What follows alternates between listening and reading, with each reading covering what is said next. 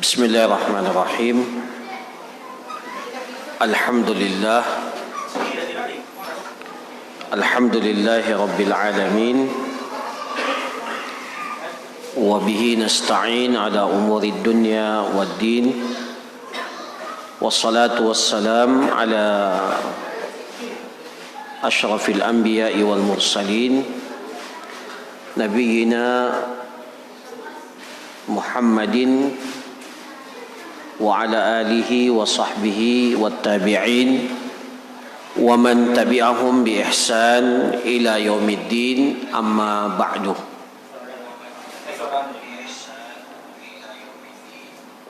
Hadirin dan hadirat jamaah salat maghrib yang dirahmati oleh Allah Subhanahu wa ta'ala, tidak henti-hentinya kita memuji, bertahmid, bersyukur kepada Allah Subhanahu wa ta'ala yang masih berkenan memberikan kepada kita kesempatan dan kesehatan sehingga pada malam hari ini kita dikumpulkan dalam salah satu majelis yang kita harapkan di majelis yang seperti inilah kita mendapatkan rahmat, curahan kasih sayang dari Allah Subhanahu wa ta'ala. Dalam majelis yang seperti inilah kita berharap Allah Subhanahu wa ta'ala menganugerahkan kepada kita as-sakinah, ketenangan. Majelis-majelis yang seperti inilah yang dipenuhi oleh para malaikat-malaikat Allah Subhanahu wa ta'ala. Kemudian kita yang hadir di dalam majelis ini dibangga-banggakan, disebut nama-nama kita oleh Allah Subhanahu wa ta'ala di hadapan makhluk-makhluk, para malaikat yang berada di sisinya, sebagaimana dalam sabda Rasulullah sallallahu alaihi wasallam, "Majtama'a qaumun fi baitin min buyutillah yatluna kitaballah wa yatadarasunahu fima bainahum illa ghasyiyatuhumur rahmah illa nazalat alaihimus sakinah wa ghasyiyatuhumur rahmah wa haffathumul malaikah wa dzakarahumullahu fi man indah." Jadi orang yang berkumpul dalam majelis di salah satu dari rumah-rumah Allah Subhanahu wa ta'ala setidak-tidaknya mendapatkan 4 keutamaan. Yang pertama, dia akan mendapatkan as-sakinah, ketenangan. Kemudian mereka juga akan diliputi oleh rahmat Allah Subhanahu wa ta'ala, kasih sayang Allah Subhanahu wa ta'ala. Kemudian mereka akan dikelilingi, haffathumul malaika, mereka akan dikelilingi oleh para malaikat-malaikat Allah yang memang bertugas sayyahin. Dalam riwayat yang lain dikatakan sayyahin, mereka itu berkeliling, berkelana di atas muka bumi ini untuk mencari majelis-majelis zikir, majelis-majelis ilmu. Kemudian yang keempat, yang tidak kalah hebatnya adalah bahwa orang-orang yang hadir di majelis-majelis ilmu, majelis-majelis zikir yang seperti ini, wa dzakarahumullahu fi man indah, Allah akan menyebut mereka, ya. Allah akan menyebut mereka. Bisa saja Kita ini tidak dikenal oleh orang di dunia ini. Ya. Kita tidak dikenal oleh orang. Ya. Mungkin tidak ada prestasi kita di dunia ini yang mungkin dikenal oleh orang sehingga di dunia ini kita tidak pernah disebut nama kita. Ya. Tidak pernah disebut nama kita dalam pembicaraan orang. Tidak mengapa, tidak masalah. Ya. Tidak ada masalah orang tidak mengenal kita. Tapi yang paling penting bagi kita adalah bagaimana Allah mengenal kita. Allah mengetahui kita dan Allah menyebut nama-nama kita dengan penuh kebanggaan di hadapan para makhluk malaikat yang berada di sisi Allah Subhanahu wa taala. Dan salah satu di antaranya agar kita mendapatkan kemuliaan itu adalah hadir dalam majelis-majelis ilmu yang diadakan di rumah Allah Subhanahu wa taala. Para jamaah sekalian yang dirahmati oleh Allah, kemudian yang kedua, sebagai muqaddimah pelajaran kita dari kitab Al-Fiqhul Muyassar, saya kira pada pertemuan yang lalu sudah sekilas ya dibahas tentang metode yang dikemukakan atau metode yang disampaikan dalam kitab ini. Ya. Maka pada malam hari ini kita akan masuk kepada muqaddimah. Ya. Muqaddimah yang menjelaskan tentang makna fikih itu sendiri. Apa itu makna fikih secara bahasa dan istilah. Kemudian yang kedua, apa yang menjadi sumber-sumber fikih itu. Ya. Sumber-sumber fikih yang pokok itu apa? Ya. Kemudian yang ketiga, apa saja yang menjadi objek pembahasan fikih. Ya. Kemudian yang terakhir, faidah mempelajari ilmu fikih. Ya. Sekaligus tentunya keutamaan dan anjuran kita untuk mempelajari agama ini secara umum. Nah, ini yang akan kita bahas pada kesempatan pertama kita pada malam hari ini, insyaallah taala. Yang pertama, definisi fikih. Apa itu fikih? Kita sering dengar kata fikih, ya. Kata fikih. Apa itu artinya al-fiqh? Ya. Para ulama kita mengatakan, ya, secara bahasa al-fiqhu itu bermakna al-fahmu. Fiqh, ya, fiqhu. Orangnya namanya faqih, ya. Ilmu itu sifatnya, orangnya namanya alim, ya. Jamaknya ulama, ya. Kata ulama itu sebenarnya dalam bahasa Indonesia kalau dikembalikan ke dalam bahasa Arab itu ulama bentuk jamak dari kata alim. Ya, ulama. Al-fiqh sama, itu masdarnya, itu asal katanya, orangnya namanya faqih. Ya, jadi orang yang memahami fikih atau orang yang menguasai fikih itu namanya faqih.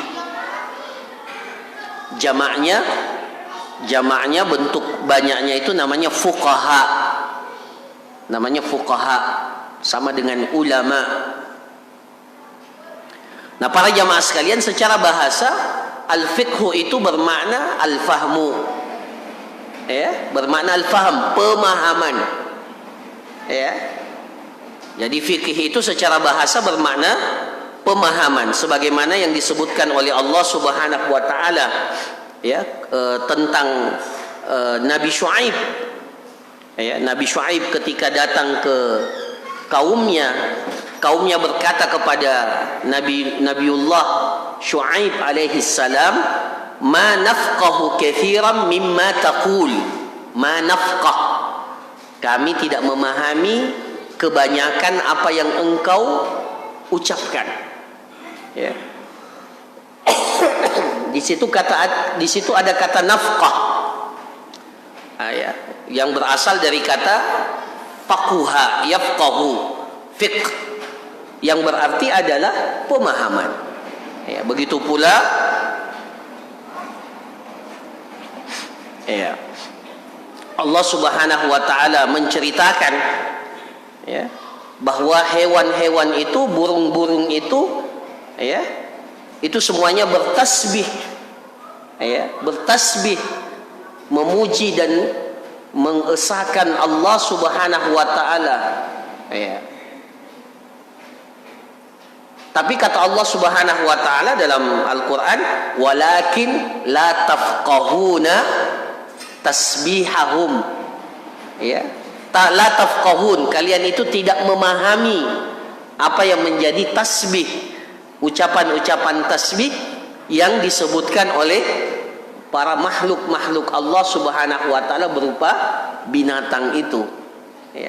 Ada kata la tafqahuna, ada kata fiqh yang berarti pemahaman, itu secara bahasa ya.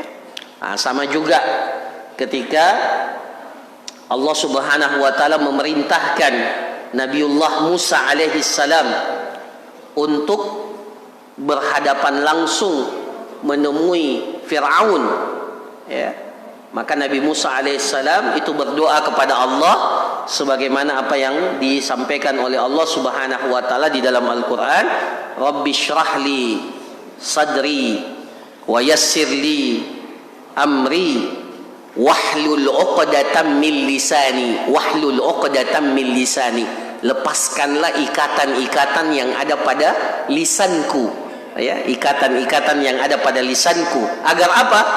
Yafqahu, ada kata yafqah, yafqahu qawli, agar Fir'aun itu ketika mendengarkan perkataanku dia bisa memahaminya ya, ada kata al-fiqh, faq ya, yafqahu. Jadi secara bahasa al-fiqh itu adalah pemahaman. Jadi kalau kita belajar fikih, artinya kita belajar untuk memahami secara mendalam, secara mendetail. Semua orang itu tahu sholat itu wajib ya. Ya. Sholat itu wajib. Bulan Ramadan itu kita harus puasa. Semua orang tahu, itu pemahaman semuanya. Tapi kalau kita belajar fikih tidak cukup ya, tidak cukup kita hanya mengetahui sholat itu wajib, tapi harus dipahami dan dimengerti secara mendalam ya, secara mendalam.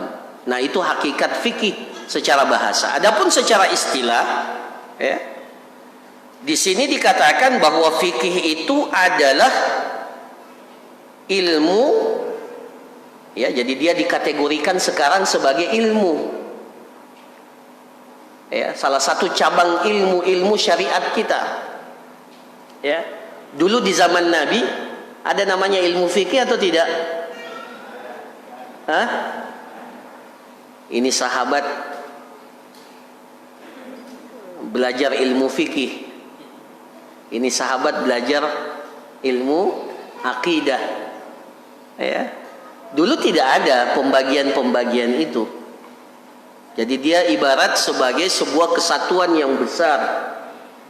Makanya ada yang dinamakan al-fiqhul akbar, al-fiqhu al-akbar, fikih yang besar. Apa itu fikih yang besar? Fikih yang berkaitan syariat agama ini secara umum.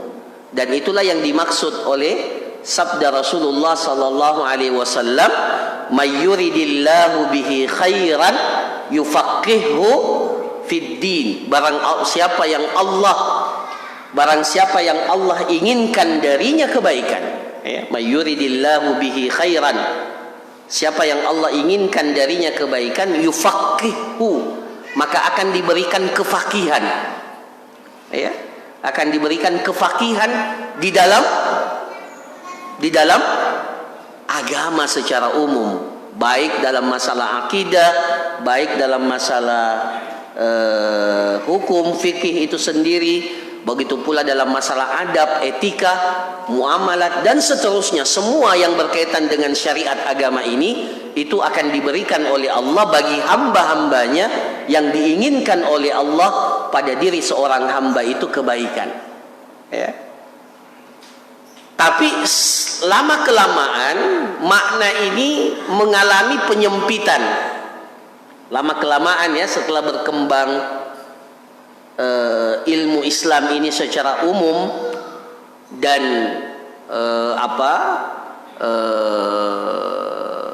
para ulama itu terbagi-bagi.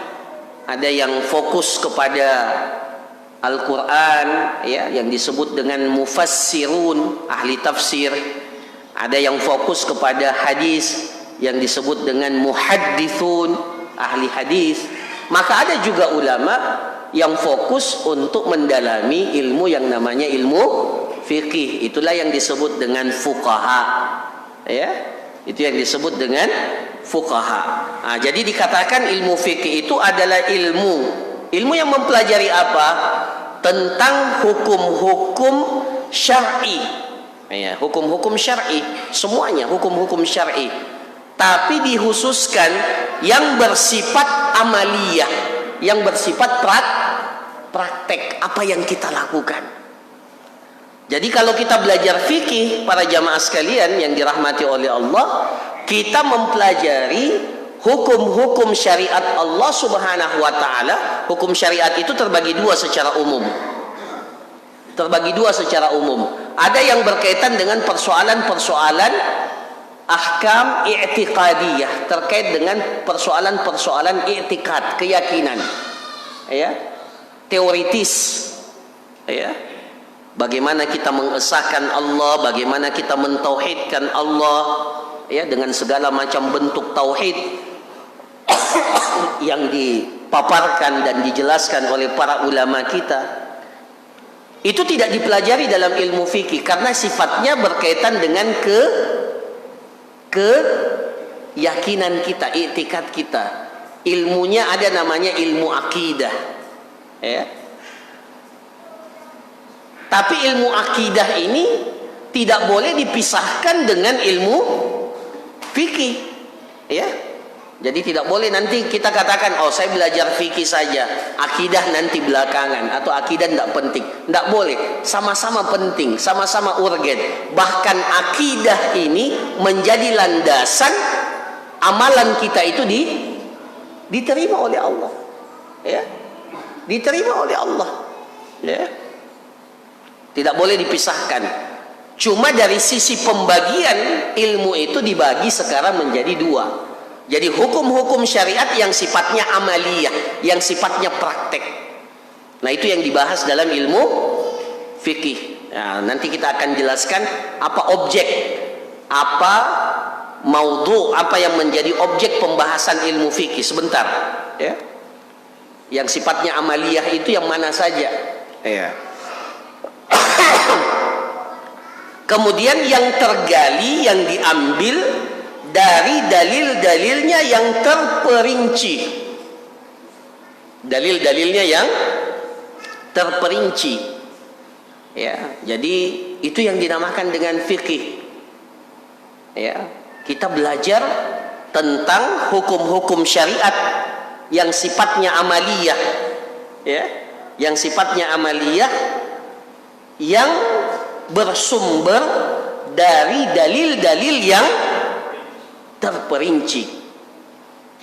Saya sudah jelaskan tadi, atau kita sudah jelaskan tadi, semua orang tahu sholat itu wajib. Tapi apakah kalau orang sudah tahu bahwa sholat itu wajib, oh dia sudah faqih, dia sudah mengerti fikih, disebut seperti itu? Tidak. Dia sudah tahu bahwa rukun Islam dia hafal mati. Ya, rukun Islam dia hafal mati. Puasa di bulan Ramadan, zakat, haji bagi yang mampu, dia hafal itu. Sudah faqih? Sudah dikatakan dia itu mengerti fikih atau belum? Belum. Kenapa? Karena fikih itu nanti dikatakan kita mengerti fikih, memahami fikih kalau difahami dengan apa dalil-dalilnya yang terperinci. Ya. Jadi tidak cukup pemahaman atau pengetahuan kita yang bersifat global. Ya, bersifat global atau bersifat umum, harus diperinci. Nah, ya, kalau kita sholat, ini contohnya sholat ya. Kalau kita sholat harus bertakbir. Takbirnya itu bagaimana? Ya, bertakbirnya itu bagaimana? Apakah takbir itu angkat tangan atau takbir itu mengatakan Allahu Akbar? Angkat tangan atau mengatakan Allahu Akbar?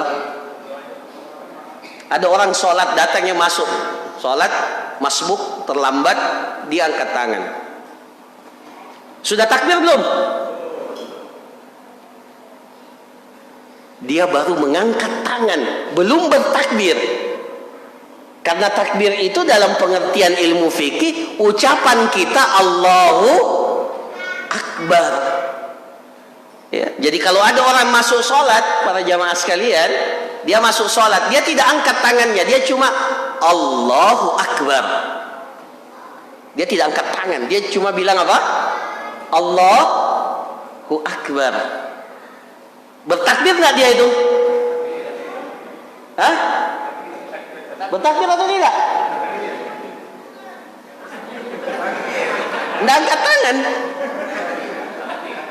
Jadi dia masuk ya, dia berdiri di shaf, Allahu Akbar. Begini posisinya. Takbir nggak?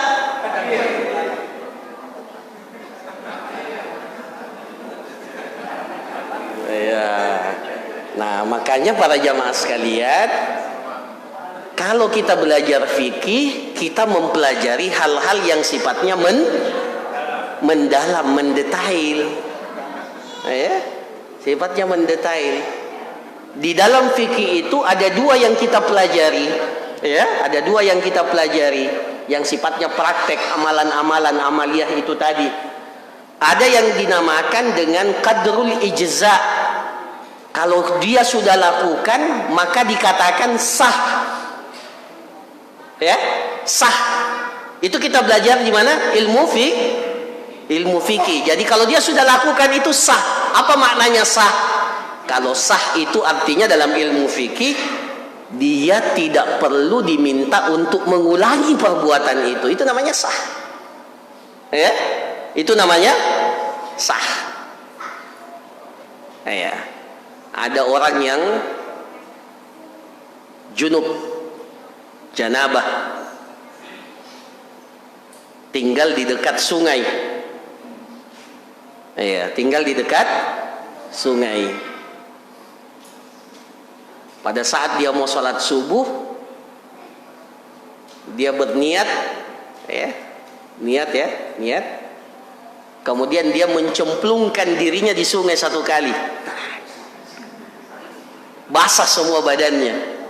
Sah tidak?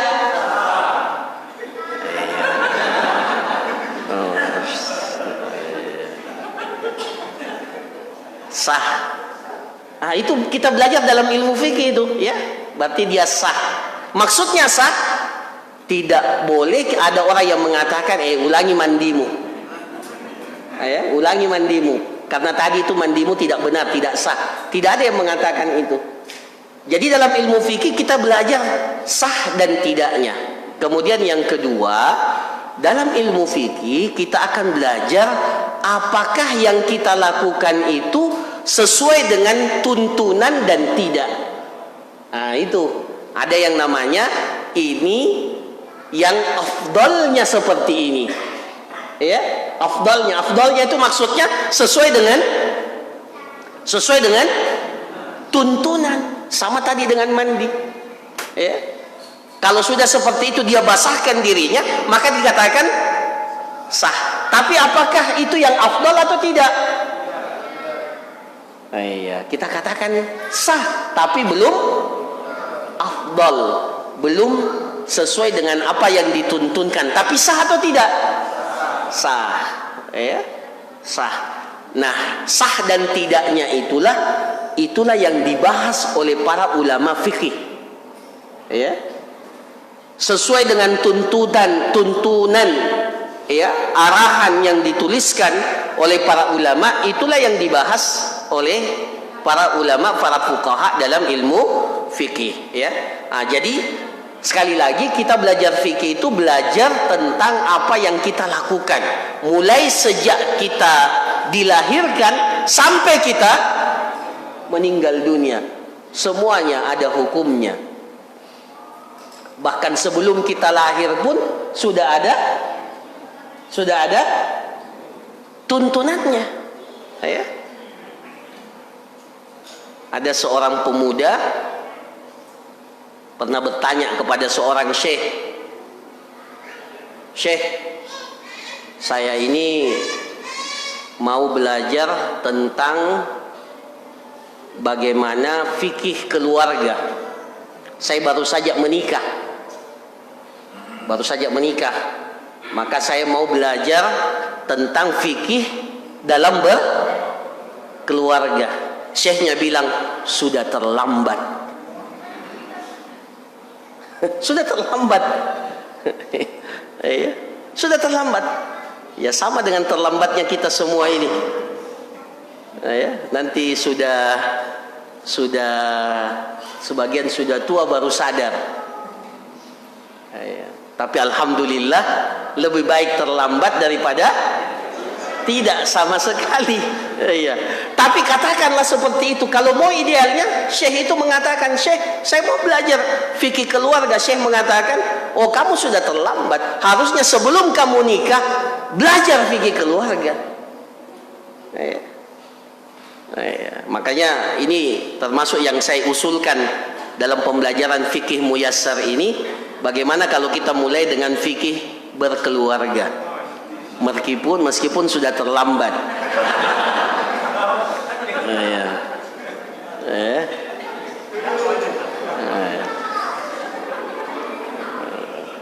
Sebagian sudah punya cucu ya.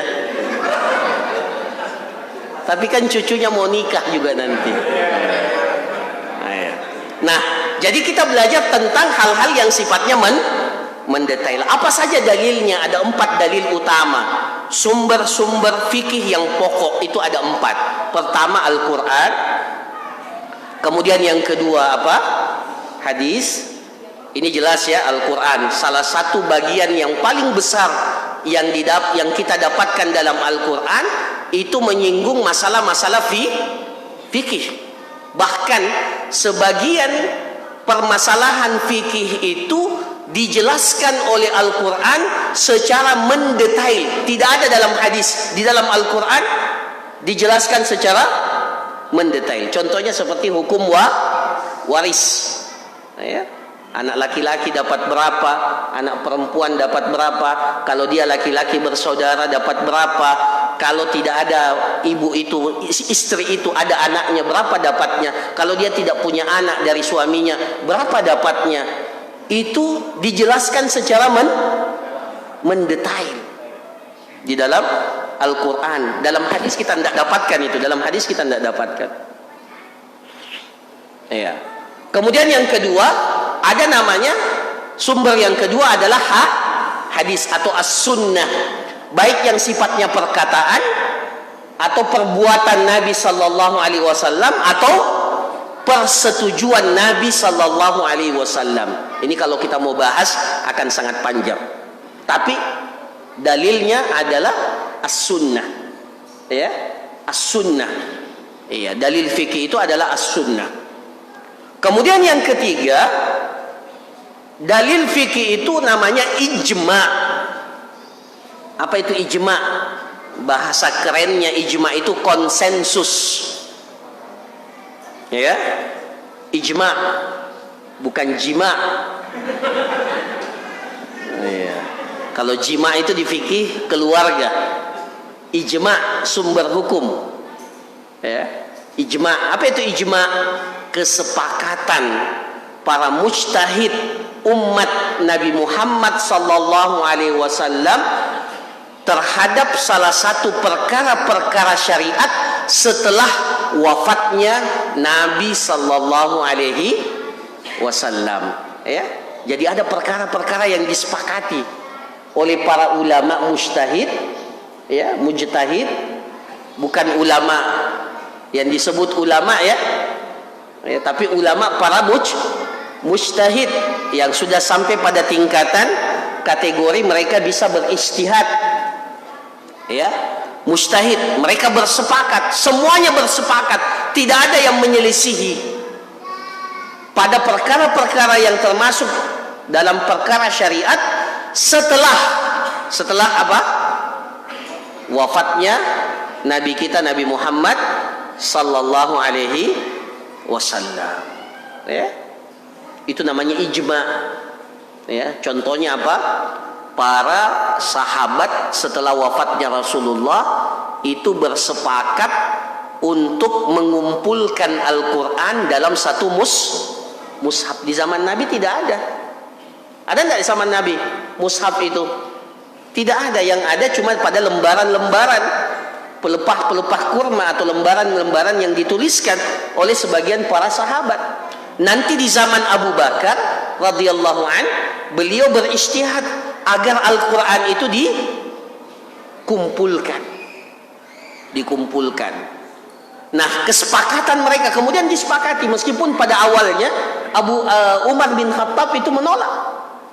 Wahai Abu Bakar, engkau melakukan sesuatu yang tidak dilakukan di zaman Rasulullah sallallahu alaihi wasallam. Iya. Tapi setelah itu difahamkan, akhirnya Umar bin Khattab setuju. Maka kesepakatan itu, konsensus para sahabat itu disebut dengan apa? Ijma. Ijma. Ya, jadi itu sumber hukum. Jadi kalau kita ini ingin mengeluarkan hukum, jangan sampai melanggar apa yang sudah disepakati oleh para ulama kita. Ya. Jadi penting untuk belajar ijma, dan ijma itu ada kitabnya.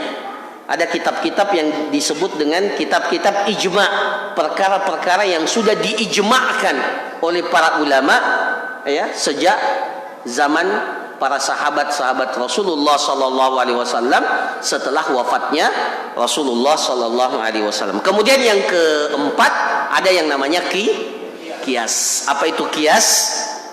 Qiyas itu analogi, ya, menganalogikan sesuatu yang tidak ada hukumnya di dalam Al-Quran atau As-Sunnah, ya, dengan sesuatu yang sudah ada hukumnya di dalam Al-Quran atau As-Sunnah karena ada kesamaan sebab. Nah, ini nanti kalau mau belajar, itu belajar ilmu yang namanya ilmu usul fiqh. Ilmu usulul fiqh itu ilmu yang pengantar ilmu fikih, itu namanya usul fiqh. Ya. Usulul fiqh, di situ kita mengetahui bagaimana kita memahami dalil-dalil ini. Nah, akan dipelajari di situ, termasuk diantaranya adalah qiyas. Ya, qiyas itu menganalogikan. Kita dilarang minum khamar. Khamar itu apa? Khamar itu minuman yang terbuat dari anggur, ya, anggur, ya, yang dipermentasikan, kemudian mengalami proses berubah wujud, akhirnya dia sampai pada satu keadaan di mana kalau dia diminum, ya, dikonsumsi, maka dia memabukkan. Itu namanya khamar. Ya, dari kata khamara yakhmiru, menutupi akal. Khamar itu artinya apa? Menutup. Karena kalau orang sudah minum khamar, akalnya tertutup. Makanya orang yang minum khamar itu ya, hilang akal. Maka dia tidak dibebani oleh beban-beban syariat, karena dianggap seperti orang gila, meskipun setelah dia sadar harus dihukum karena dia minum khamar. Bukan berarti kalau dia sudah minum khamar, oh saya tidak punya masalah, saya mau berlaku apa saja. Iya, tidak ada masalah, ya. Tapi nanti kalau setelah kamu sadar harus dicambuk, Ya, karena minum khamar. Ya, dan apa yang dia rusakkan itu ketika dia mabuk itu harus diganti. Ya, tidak serta-merta dia bebas begitu saja. Nanti kalau begitu orang semua minum khamar dulu, baru dia lakukan tindakan kejahatan. Dalam syariat tidak seperti itu memandangnya. Ya. Nah, jadi para jamaah sekalian yang dirahmati oleh Allah, yang ada dalilnya khamar. Tapi kalau minuman kerasnya itu terbuat dari apa? Apa yang buah apa namanya itu? Buah talak. Cari dari awal Al-Quran sampai akhir Quran tidak ada. Dari awal hadis tidak, cari, karena di zaman di Jazirah Arab tidak ada itu pohon talak. Ya. Tapi ternyata dia mengalami proses yang sama dengan khamar. Dia mengalami fermentasi, setelah itu ya berubah wujud, kemudian dia kalau dikonsumsi memabukkan. Makanya Rasulullah sendiri yang mendefinisikan khamar itu dalam hadis yang lain. Ma askara qaliluhu wa kathiruhu fahuwa khamrun. Yang memabukkan baik sedikit ataupun banyak, maka dia masuk dalam kategori khamar, ya, kategori khamar. Nah, itu bagaimana caranya? Dianalogikan. Itu prosesnya namanya qiyas. Jadi belajar fikih itu belajar tentang dalil-dalil yang terperinci. Tidak cukup hanya sekedar kita tahu ini wajib, ini sunnah. Tidak, harus tahu apa landasannya, ya. Nah, itu kalau belajar fikih siap seperti itu. Nah, para jamaah sekalian yang dirahmati oleh Allah, ya, pembahasan fikih itu ada dua, ya, secara umum. Ya, di sini disebutkan terkait dengan bagaimana kita berhubungan dengan Allah. Ya, yang biasa orang sebut hablun minallah. Ya. Atau bagaimana kita berinteraksi, berhubungan, beribadah kepada Allah. Disebut dengan fikih ibadah. Yang disebut dengan fikih ibadah. Nah, itu yang dijelaskan. Apa yang dijelaskan dalam fikih ibadah? Salat. Apa yang dijelaskan dalam fikih ibadah? Puasa. Apa yang dijelaskan dalam fikih ibadah? Haji. Dan ibadah-ibadah lainnya. Dan perkara-perkara yang menyertai fikih ibadah ini, ya, fikih ibadah seperti bersuci, ya, ya, itu semuanya akan dibahas dalam namanya fikih ibadah. Kemudian yang kedua ada yang dinamakan dengan hukum-hukum muamalat. Kalau tadi hukum-hukum yang terkait masalah ibadah. Nah, yang kedua adalah hukum-hukum yang sifatnya muamalat. Ini yang luas. Ini yang luas, karena memang fikih itu mempelajari segala apa yang kita lakukan. Nah, ini terbagi-bagi, ya, terbagi-bagi. Yang pertama terkait dengan hukum-hukum keluarga. Apa yang dibahas dalam hukum keluarga itu? Apa? Nikah. Setelah nikah belajar talak, cerai. Ya. Apalagi dipelajari tentang nasab keturunan, nasab. Boleh tidak kita itu mengadopsi anak, kemudian namanya anak itu dinisbatkan kepada kita, padahal bukan kita, bukan istri kita yang lahirkan. Boleh tidak itu? Nah, itu dibahas dalam fikih keluarga. Kemudian berkaitan dengan masalah nafkah, ya, masalah nafkah. Kalau orang bekerja, berapa nafkahnya yang harus dia keluarkan yang dia harus berikan kepada istrinya? Kalau dia kaya berapa? Kalau dia miskin berapa? Ya, Ustadz saya miskin. Iya, kamu sudah menikah, wajib nafkahi istri.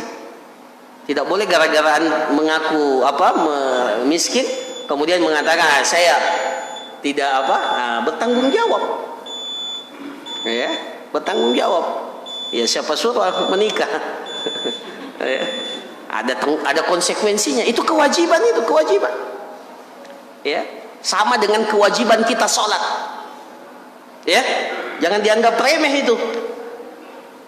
Oh, kan sekedar cari nafkah. Iya, cari nafkah. Menafkahi istri itu hukumnya apa?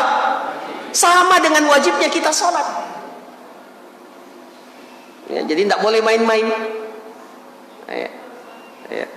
Nah, jadi kita akan belajar nafkah, belajar tentang warisan, ya, warisan. Nanti kalau sudah meninggal dunia, ya, bagaimana tata cara hartanya itu dibagikan, ya. Nah, itu kita belajar dalam fikih muamalat yang namanya fikih keluarga. Kemudian yang terkait dengan yang kedua, terkait dengan transaksi keuangan, terkait dengan harta. Nah, itu kita akan pelajari juga dalam fikih yang namanya fikih muamalat, terkait dengan masalah apa? Seperti jual beli, apalagi sewa, menyewa, utang piutang, semua yang terkait dengan harta kita, bagaimana kita menggunakan harta kita, menginvestasikan harta kita, itu belajar namanya fikih muamalat terkait dengan masalah harta. Jadi ada pembahasan khususnya dalam kitab-kitab fikih, ya, kitab-kitab fikih. Jadi tidak boleh seseorang itu melakukan transaksi jual beli kecuali setelah mengetahui tentang hukum-hukum yang terkait dengan masalah transaksi akad, ya, yang terkait dengan masalah keuangan. Kemudian yang ketiga, ada yang namanya hukum-hukum jinayat. Apa itu jinayat? Tindakan kriminal. Jadi fikih itu juga mempelajari kalau ada orang yang melakukan tindakan kriminal, ya, pelanggaran, ya, kalau dia melakukan kejahatan, tindakan kriminal, pelanggaran, apa hukuman yang pantas baginya? Ada yang ditetapkan oleh syariat, ada yang dikembalikan kepada penguasa, ya. Jadi tidak semuanya itu ditentukan oleh syariat. Ada yang diberikan keleluasaan kepada penguasa untuk menetapkannya. Kita melanggar lampu merah. Melanggar atau tidak itu? Berdosa tidak?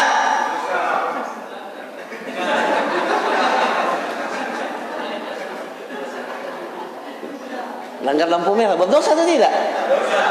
Hah? Ada yang bilang tidak, ada yang bilang berdosa. Ya. Ya. Nanti sabar sedikit. Ya. Nah, kalau melanggar maka ada hukumannya, sanksinya. Cari dalam Al-Quran yang melanggar lampu merah apa hukumnya? Tidak ada. Tapi Al-Quran kasih kita rambu-rambu umum. Ya, atiullaha wa atiur rasul wa ulil amri minkum. Ya. Disuruh kita taat kepada penguasa selama dia tidak bermaksiat kepada Allah. Maka kalau melanggar itu berarti sudah dijawab, ya. Berarti kalau melanggar ada hukumannya. Di Saudi itu, di Saudi Arabia itu melanggar lampu merah kalau tidak salah, yang terakhir saya tahu hukumannya kalau kita melanggar lampu merah, ya. Dan kan ada kamera itu, ketahuan itu dipenjara 2 hari, dan didenda kalau tidak salah 3.000 real. 3.000, 3 kali 4, ya 12 juta. Iya. Iya. Iya.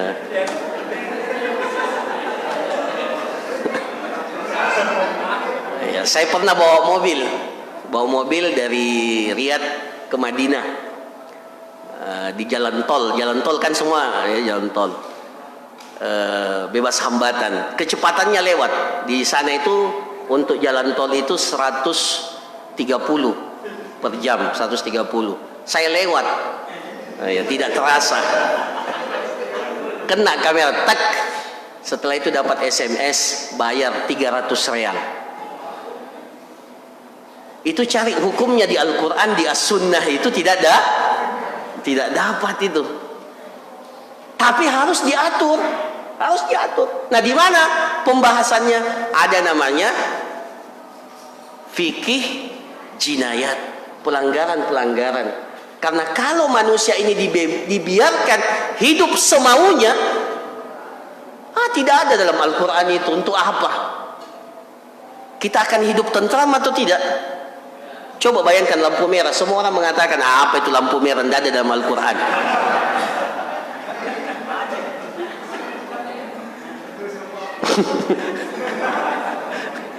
Tidak ada dalam Al-Quran itu lampu merah. Jangan, tidak usah. Tapi coba kalau tidak ada lampu merah. Apalagi kalau di Makassar, di Goa juga sudah macet kan. Semua orang bebas untuk melakukan tindakan semaunya. Maka akan kacau kehidupan kita. Ya. Kalau setiap orang yang mencuri, pencuri itu pencuri, kedapatan mencuri, silakan hukum saja sendiri. Maka kacau hidup kita, akan kacau hidup kita. Kenapa? Karena setiap orang pasti, di daerah sana kalau ada pencuri dibakar hidup-hidup. Kalau di sini dikasih masuk dalam, kemudian dihantam, sampai babak belur. Kacau, tidak ada aturan yang jelas. Maka fikih itu datang untuk mengatur itu, namanya fikih jinayat. Fikih jinayat. Kemudian yang keempat ada namanya hukum-hukum acara perdata, masalah peradilan. Masalah peradilan. Jadi bukan hanya pelanggaran, tata cara peradilan. Ada namanya fiqhul qada. Fiqhul qada, bagaimana peradilan dalam Islam itu diatur. Kalau seseorang jadi qadhi, kemudian dia melakukan persidangan, itu semuanya ada dalam kitab fikih. Jadi jangan dianggap fikih itu cuma masalah ibadah saja, semuanya diatur. Kemudian yang kelima adalah hukum-hukum yang sifatnya hubungan antar negara. Itu namanya fikih siasa. Bagaimana mengatur hidup orang banyak dan bagaimana mengatur hubungan antara orang Islam dengan non Muslim. Sebuah komunitas orang Islam berhubungan dengan komunitas yang lain.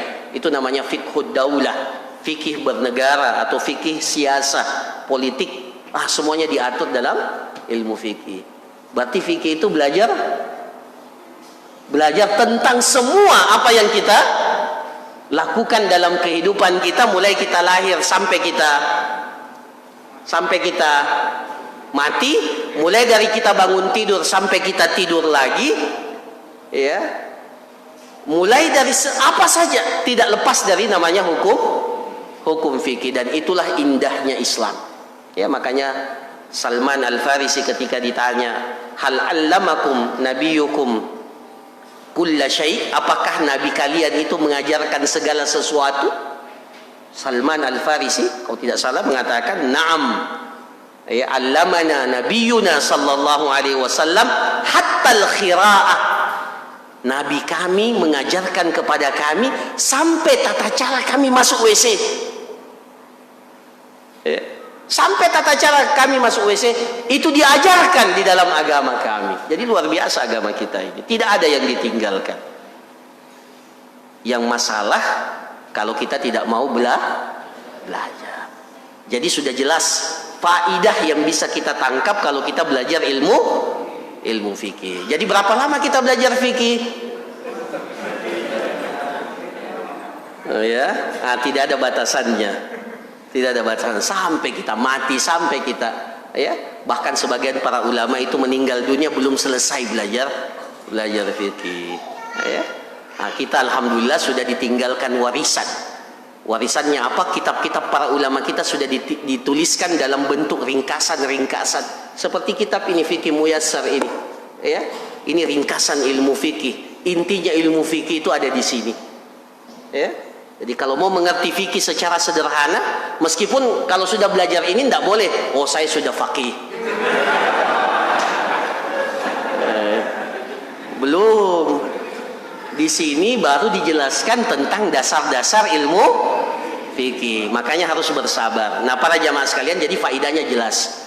Saya sudah jelaskan tadi, belajar fikih itu kita belajar tentang apakah perbuatan kita ini sah atau tidak, perbuatan kita ini sesuai dengan tuntunan atau tidak. Itu faedahnya supaya kita tahu betul, oh ini ternyata saya lakukan ada tuntunannya, ada dalilnya. Ini melanggar, ini tidak sesuai. Nah, itu faedah kita belajar ilmu fikih. Ya, nanti saya berikan kesempatan sampai pekan depan para jamaah mau bahas apa. Ya, nanti didiskusikan. Kalau mau belajar dari fikih ibadah, nah, silakan hadir di Bonto Bakdo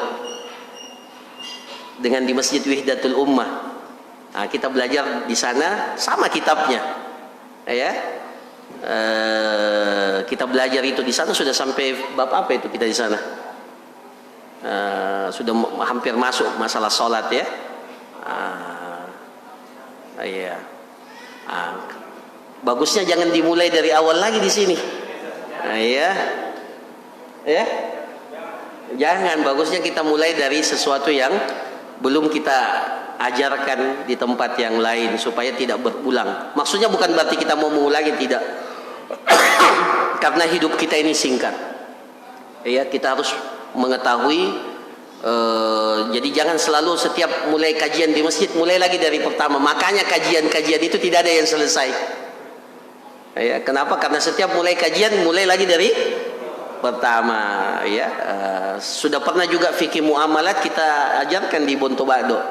Ya, meskipun setelah itu mereka minta untuk fikih ibadah. Ya, nah nanti para jamaah sekalian silakan musyawarah, sampaikan apa maunya. Ya, silakan. Mau diulangi juga tidak ada masalah sebenarnya bagi saya, tidak ada masalah. Atau mau dari fikih sholat mulai, atau mau dari fikih muamalat juga boleh, atau mau dari fikih nikah juga boleh, tidak ada masalah, ya. Nah, itu bisa kita nanti diskusikan, tolong disampaikan. Saya kira demikian apa yang dapat disampaikan, mudah-mudahan bermanfaat. Sebelum saya tutup, tadi ada kesempatan untuk bertanya, saya persilahkan. Ibu-ibu, sebetulnya ada yang bertanya. Saya Ustaz. Iya. Kalau saya usul Ustaz, bagus mungkin kalau fikih keluarga yang dibahas. Oh, iya. Meskipun sudah terlambat, ya. Nah. Fikih keluarga. Iya. Oke, ini masukan. Ya, nanti suara yang terbanyak kita, atau kalau mau ini kan pasti beda-beda. Saya mau ini, saya mau ini. Ya, alhamdulillah kalau fikih ibadah, fikih taharah umpamanya itu sudah bisa antum akses. Banyak kajian-kajian kita terkait dengan ini bisa diakses. Ya, kalau mau fikih muamalat juga sudah berapa kajian-kajian kita. Ya, fikih nikah, ini yang belum ada kelihatannya. Kalau untuk saya pribadi, ya. Nah, bisa lah. Ini salah satu usulan. Silakan. Yang lain.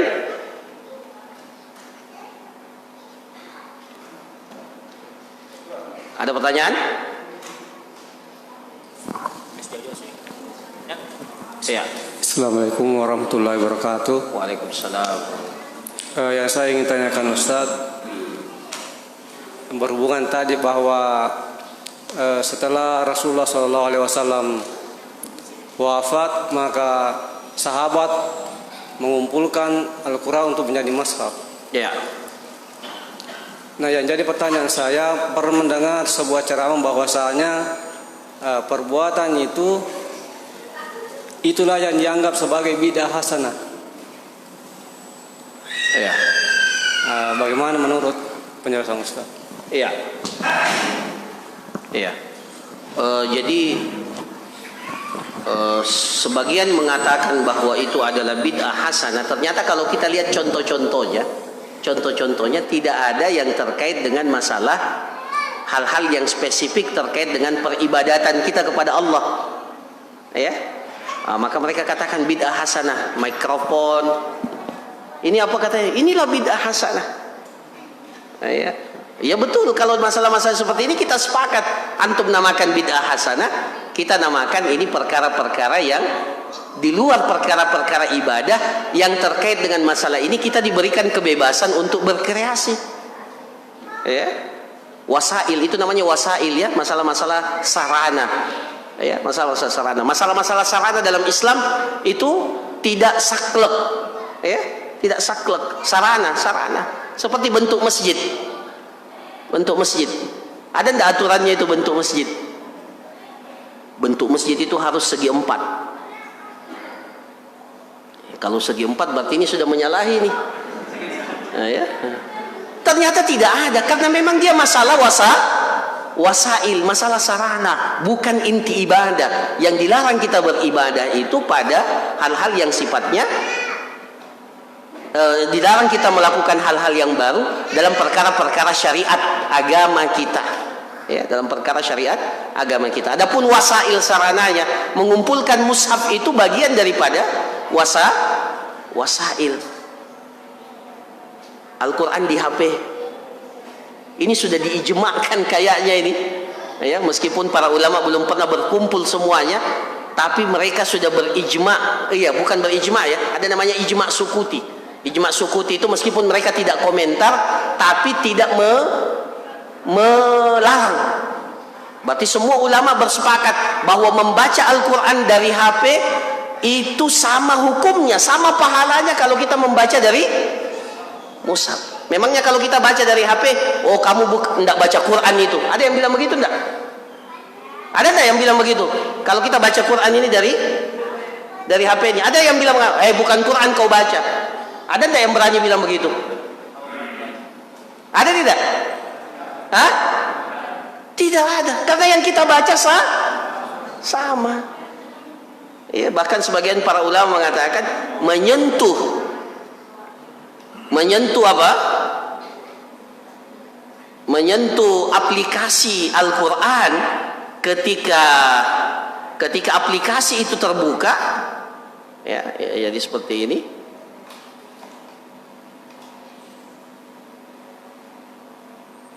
Aduh, nggak buka Al-Qurannya, ya. Ya. Nah, jadi seperti ini, menyentuhnya itu harus berwudu, tidak boleh disentuh kalau tidak berwudu, karena ini namanya mushaf elektronik namanya. Hukumnya sudah sama dengan, ya, meskipun belum dikomentari oleh para ulama, ya, tapi sudah kelihatannya sudah disepakati bahwa kalau kita membaca dari HP itu sama dengan membaca Al-Quran yang mushaf yang ada itu. Nah, seperti itu, ya. Nah, jadi perkara-perkara wasail itu sifatnya apa? Sifatnya fleksibel. Nah, mereka mengatakan bidah hasanah, tidak ada masalah bidah hasanah. Tapi lihat contohnya sebenarnya, ya. Bidah hasanah yang bagaimana? Ya, nah, itu mereka contohkan seperti itu. Bagi yang mengatakan seperti itu, meskipun secara hukum, secara asalnya kita mengatakan setiap bid'ah itu adalah sesat. Bid'ah yang bagaimana? Bid'ah dalam agama. Bid'ah dalam perkara-perkara yang terkait dengan pensyariatan ibadah-ibadah yang sudah paten dalam agama kita, tidak perlu ditambah-tambahi, tidak perlu dikurangi. Wallahu ta'ala a'lam. Baik, ternyata lebih dari 2. Masya Allah, akhwat mengusulkan fikih keluarga. Kalau akhwat senang dengan fikih keluarga. Cuma satu pembahasan yang tidak disenangi oleh akhwat. Bismillahirrahmanirrahim. Assalamualaikum warahmatullahi wabarakatuh. Terkait tadi Ustaz tentang masalah membaca Al-Quran dalam HP itu, artinya kan di HP itu sudah ada Al-Quran. Terus bagaimana kalau HP itu kita bawa ke kamar mandi misalnya Ustaz? Kalau dibawa ke kamar mandi itu dalam buku-buku fikih sudah jelaskan. Buku-buku fikih sekarang itu ada semua itu. Jadi kalau kita sedang membuka HP itu, aplikasi Qur'annya terbuka, maka jangan dibawa masuk ke dalam. Tapi kalau mau masuk, tutup dulu aplikasinya, kemudian masuk. Ya, karena tidak mungkin bapak taruh HP di luar, kemudian masuk di. Iya, masya Allah. Banyak yang senang itu. Seperti itu. Wallahu ta'ala alam. Saya kira seperti itu para jamaah sekalian, barakallahu fikum. Kemudian yang kedua, kalau ada selain hari Kamis, ini kan Kamis ya, saya masih lebih senang sebenarnya, karena hari Kamis ini acara agak padat ya bagi saya. Saya sudah bilang sama Haji, kalau bisa di hari Senin ya, Senin malam Selasa atau Selasa malam Rabu. Ya, itu kelihatannya. Kalau bisa, tapi kalau tidak, ya meskipun ya karena habis Isya ini saya masih ada tarbiyah, jadi harus segera isi tarbiyah setelah sholat Isya. Nah, ya. Nantilah pengurus yang putuskan. Barakallahu fikum. Subhanakallahumma rabbana wa bihamdik nasyhadu an la ilaha illa anta nastaghfiruka wa atubu ilaik. Wa sallallahu ala nabiyyina Muhammad wa ala alihi washabbihi ajma'in. Assalamualaikum warahmatullahi wabarakatuh.